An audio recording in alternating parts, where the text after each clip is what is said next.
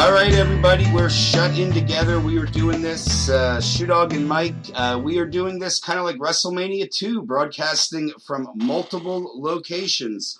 We always thought the part of the fun of our show was doing it face-to-face together, not doing it remotely like so many people do. But thanks to COVID, we are doing it remotely, so hopefully everything sounds good. Mike, are you there? Yeah. Nice. How you handling things over there, buddy? You know, it's cool to have my office, my temporary home office, in the same room as where we would normally record. And instead of having to use two different setups, I basically just turn, 90 degrees from where I'm facing during the day, and then I'm set up to do podcast things. And I don't even have to switch chairs or change pants or anything. You're wearing pants? God, who told you this was formal? Well, I'm wearing pajama pants, Okay, I guess that's fair. Yeah, I'm not ready to give the kids a show. Well, I prefer to look at what you said the opposite way. It wasn't so much that the work obviously had you prepared to have the podcast room. It was obviously vice versa. The fact that you had already created the podcasting studio lounge then begat having your home office 3/4 of the way there. It's a beautiful thing. Yeah, I think every person who creates or who basically does anything that they sink a lot of mental focus into should have a space where they live that's dedicated, maybe not dedicated entirely to it, but where it's conducive, That's right, and for me it is the old man cave. So the man cave is doubling as the recording studio, and I'm loving it. So anyway, I think we're about a minute overdue here because I did the somewhat cold open, but I don't even think I did an official introduction welcoming everybody to the Quarantine Dream edition of the Shoedogg and Mike podcast. Welcome, fearless shut-ins. Is it safer to say the first quarantine edition? Because, it could go on indefinitely. Well, you got to take this whole shit 1 month at a time, I suppose. We'll see what it happens. But this ain't too bad, man. Casa de Shoedogg is working okay. Do you have any beverages over there? Yeah, I got some ice water. Whoa. Didn't even have to make the ice myself, so it's pretty special. Are you trying to say that you only drink during the podcast when I'm there to encourage it? No, I'm just saying it's Tuesday. And, getting up to work in the morning because I'm one of the fortunate people who's deemed essential enough to work, but not essential enough that I have to physically show up at my workplace. Mm-hmm. So I count that as a, kind of watered down blessing, if you will. Absolutely. You always got to look on the bright side of life whenever you can, man. I'm one of the non-essential workers, so henceforth I'm on timeout, as it were. It's an extended Easter vacation, I suppose. That thankfully, unlike a sad amount of Americans, and I certainly don't mean this to brag because I'm still piss poor, but had enough ducats put aside that at least the world didn't going to collapse without a paycheck for a month or two. So, I'm chilling. Catching up on podcasting, listening elsewhere on the internet, stuff like that. Watching a lot of YouTube videos. You know how it goes, man. Gaming. Even with you having to work, you're still gaining a lot of excess time you normally wouldn't have to spend running around. So, I always thought about when you don't finish something, but you say you're going to do it later, or somebody recommends you listen to an album or watch a movie, and you say, I'll put that on my to-do list, and then you never fucking know. If you were doing real-time check-ins on that, you might have, oh yeah, look, these last 275 movies you said you were going to watch, you never did.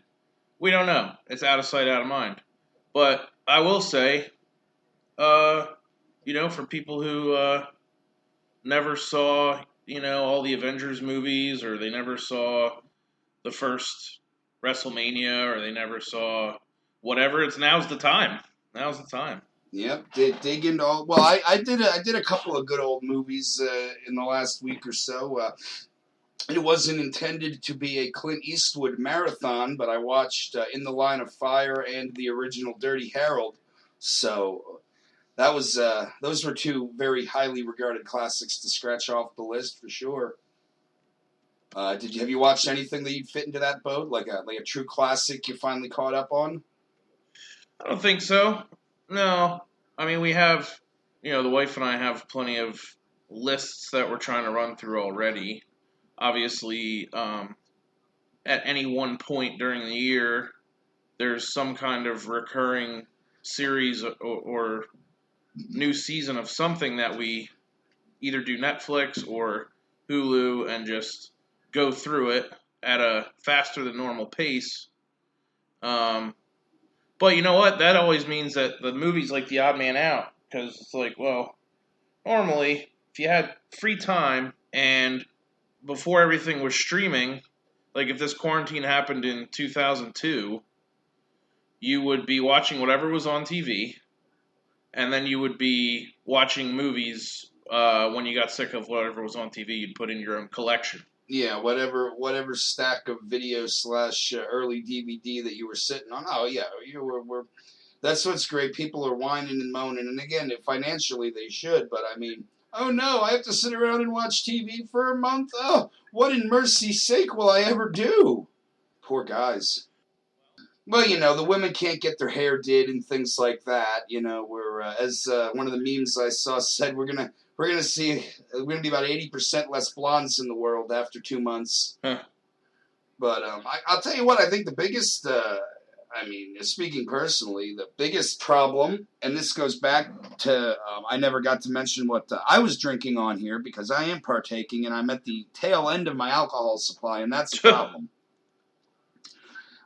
Especially, considering the state of the state. I mean, we're lucky we can get beer and wine at certain grocery stores, but if you want liquor, now from where we live, you can hop state lines into Jersey and get liquor, but I don't know if I'm willing to take a risk of actually getting pulled over and questioned as to why I'm out of state and then have to answer because I'm bootlegging, or at least have a really good excuse prepared. Wow. What a set of first world problems there. I think even in the third world, if Siberia, Russia couldn't get access to vodka, there'd be That's uprisings. not true. They're resourceful. You can make fucking vodka in the toilet of a jail cell with potatoes. That's why I said it's first world problems to not know what liquor store you can go to. Hey, sorry, all you people who are gonna default on your mortgages, but you know what really grinds my gears? Not knowing where I can buy my next bottle of liquor from. Although I kind of lucked into it because it's not like I was stocking up on liquor for this event, but I coincidentally stocked up on liquor in February, right before everything got super serious. And I remember thinking, well, it's going to take me a while to drink all this bourbon. And now I'm already through the first bottle of Maker's 46 that I got. And I wet my lips a little bit yesterday with, it was Sunday, I think, with the 100 proof Knobs Creek. So I still have that, pretty much that whole bottle, a whole other bottle of Maker's 46, whatever was left of that vodka, and then some coconut rum that I don't care for. I still don't think it's a crisis, though, because you could go to the grocery store for beer. No, I know. That's why beer and wine is accessible. That's why, I'm not going to take the out-of-state risks specifically to get hard liquor. But, it's just funny to me that is legally bootlegging. And, I mean, that would be a hilarious thing to be fined for. I mean, I don't know how Jersey is with out-of-state people. I mean, it's not that kind of lockdown. I mean, they can't legally not allow cross-state traffic, right? I mean, the borders aren't shut the fuck down. So it's not like just by essence of me being in that state, they should be able to flag me down and be like, what is your business in the state of New Jersey, you asshole from the Commonwealth of Pennsylvania? I was trying to graciously shoo that off as though we were still joking about it, and then within seconds you return to your actual concrete brainstorming of this thing that you're determined to do. Like, yeah, first world problems, we're We don't need to worry about it. And then you're like, wait a minute, who's New Jersey to tell me I can't come there and get booze? That's right. It's a very striking tone change. You know, that's the next step to martial law, as the libertarians will tell you. Well, if martial law is to protect you from your own fucking stupidity, then I'm all for it. I'm not going to let anybody kill me because they really needed to go buy something. You say how, you weren't stocked up on liquor on account of this. Thankfully, over here, we're in that same boat when it comes to toilet paper. We have a 3-month supply of TP, whether or not the world might end. I never understood that. I never understood the initial maddening over toilet paper. Like, from a practical standpoint, it doesn't make any sense. Of all the things to hoard, why wouldn't you hoard something that you don't think is going to be produced anymore that's consumable? Toilet paper is just a convenience item. It's not a necessity. They're not shutting the utilities off.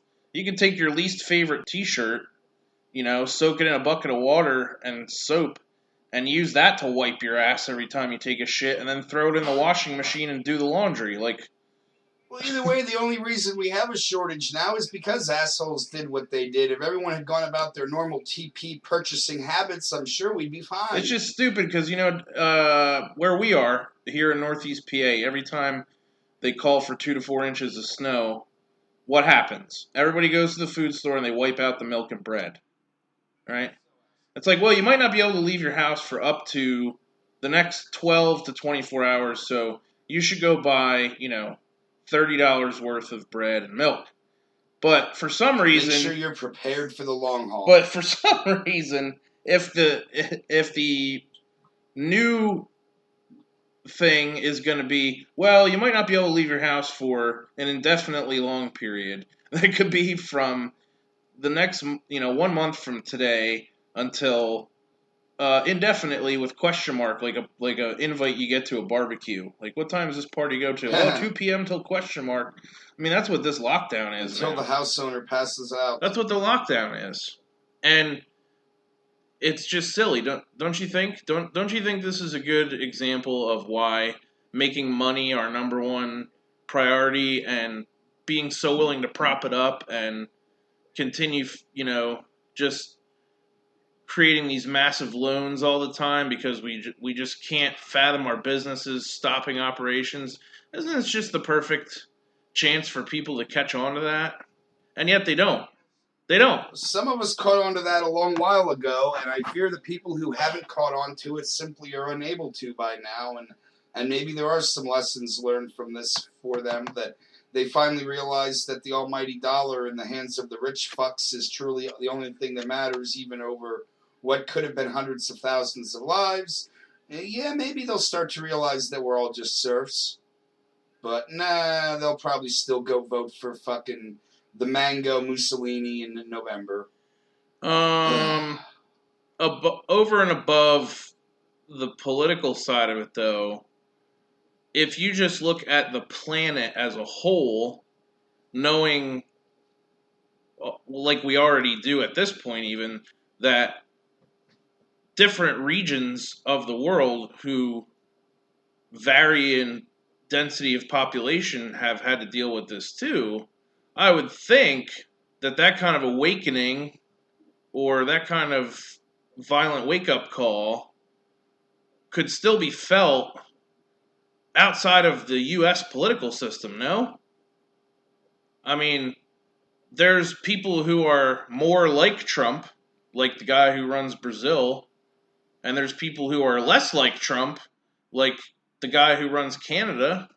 But they don't vote for our politicians, and they're not part of our political system. So, I mean, isn't it like, wouldn't you think that this would be like one of those few times in our civilization's history where something so cataclysmic and monumental happened that it just forced people to completely shed their old ways, like an ice age or something? Where they couldn't cling on to it anymore because it's just become so fucking improbable and so impractical. I was hoping that's what would happen. Yeah, like Earth hit a hard reset. Yeah, we're like, oh, wow, money really isn't all that useful, because it turns out that, as soon as we need $2 trillion, it just appears out of thin air. So maybe Yeah, money's not important. it's an entire imaginary ledger. Or all the people, and you know me, more than anybody says this, not lightly, that one of the things I expected we would look at as a culture was whether or not it's still a good idea to have your health insurance tied to employment. Well, exactly. Well, that's what when you said before about other countries. I mean, most of the other civilized, wealthy countries have already learned that lesson because they all have the quote socialized medicine. You know, at the very least, people in those countries aren't worried about dying because they lost their job. And that's, if anything, this is the perfect example of where Bernie's coming from. And not that, you want to use something negative and have to use that as some way to toot someone's horn. But toot, toot, baby, Uncle Bernie was right all along, and you fuckers wouldn't listen, and now you're all taking your government handout from Mr. Trump, but you won't call it socialism. I see somebody who's in denial. Okay, I'm done now. Other thing I learned too that I think applies.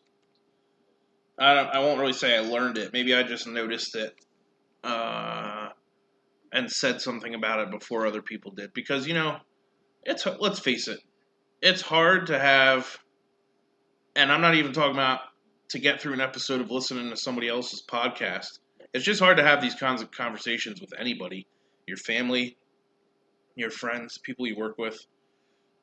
It always gets kind of awkward, doesn't it? When you start to go down that road. Well, because it always turns political, but you almost can't help it to, because it's so intrinsically tied to the political environment that we're in.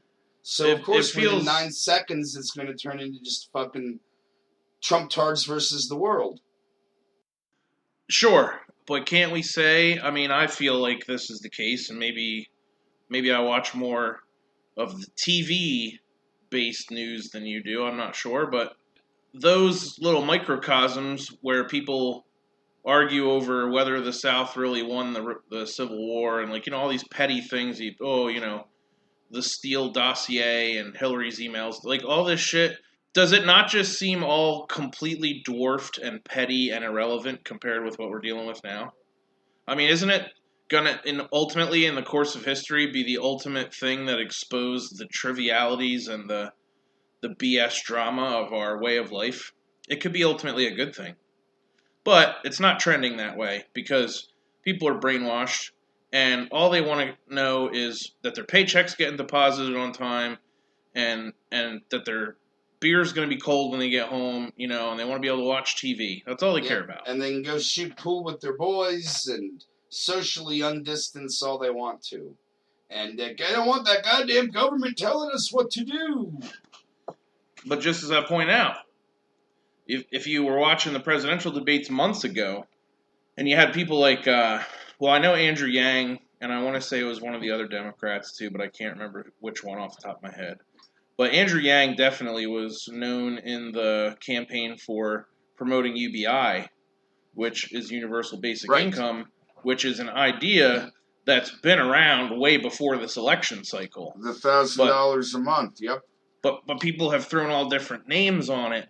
And it was interesting to me how last year, if some person went on cable news or they were at a debate or a town hall or something and they talked about UBI, we would instantly start to look away from them and be like, oh, this awkward fringe person, listen to crazy kook pants over here. They treat everybody that says something like that like vermin supreme. And now, just 2 weeks into our totally honest self-recognition of crisis, it was already like a practical idea where it was being negotiated in the halls of Congress. Just like that. Yeah. And yet, to me, the irony of that is when you have people running competitive elections where they argue that the other candidate, well, you can't, this other candidate's too radical. you can't implement change like that right away. That would be years and years and years of our whole system being undone. And now we're in this boat where it's like, guess what, motherfuckers? It's undone. Now what are you going to do? It went from something where people who thought they had a better economics degree from Harvard Business than somebody else who got an economics degree from Cambridge or whatever would sit around and debate, and they talk about history, and they talk about different countries, and it would all be context.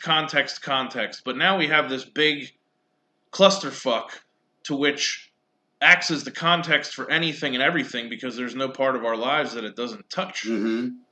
I would love to see that kind of thing at least be pondered openly in the public, that we could move to like some kind of resource-based system where everyone doesn't just pour the value of their labor and their land and their other assets into this bogus currency that, you listen to these articles about the disease, and I don't know about you, but for a couple weeks there, I would get a new notification just about every day that some famous athlete or some celebrity had tested positive for it. And I just wondered, why the fuck are we hearing about these people? Why does it seem like all the celebrities are getting tested and nobody else is? Well, it mattered when Tom Hanks got it. That was the minute when we knew shit got real. Thankfully he fully recovered, and we have definitely lost quite a few musicians. I admit I didn't know who John Prine was before he got the corona, but Legend. He's been getting a whole lot of heavy memorials from very renowned people, so he's like... Legend. Yeah, he's like one of those people that the people who know their shit know. One of the Paw's all-time favorite guitar players. Actually had me burn him a CD one time that had a lot of John Prine on it, and I think Stanley Clarke and some other random jazz shit from the 70s. Had you ever heard of John Prine before that? Before the Paw's? I think he introduced me to him it had to be at least 6 or 7 years ago, because when we were still both living at the house in Bangor there. For the uninitiated, just as a quick little footnote, if you will, the Paw's would be Mike's properly nicknamed father, who puts very long dramatic pauses between every little thing he says. Yeah, I don't think it really would have mattered to anybody if they didn't know who that was. But yeah, he was a huge believer in these instrumentalists, people who, they might not have a quote-unquote hit song, where it's like, oh, you're the guy that sings Do Whippy Doo, or whatever. It's like, oh, you're the person who recorded, and then they refer to their music as like a composition of art. But yeah, ultimately didn't listen to him that much, myself personally. I just downloaded a ton of his shit. All right, well, what do you think? You want to wrap a little bow here on, we'll call this part 1 of the quarantine edition of Shoedogg and Mike? You want to throw out the plugs here real quick, my man? Yes, find us on Twitter. This is a website, Shoedogg M. And listen to the podcast on all of your available streaming media, such as SoundCloud, such as Stitcher. And, of course, Spotify is my personal preference, just because that's where I listen to my podcast. But, hey, you do what works for you. That's right. All right. Well, thanks, everybody. Thanks for hanging out with us for a short little half hour here while we're all hanging out in our shorts, enjoying or not enjoying, or either way tolerating maybe the excesses of free time. So thanks for listening. We will be back very, very soon.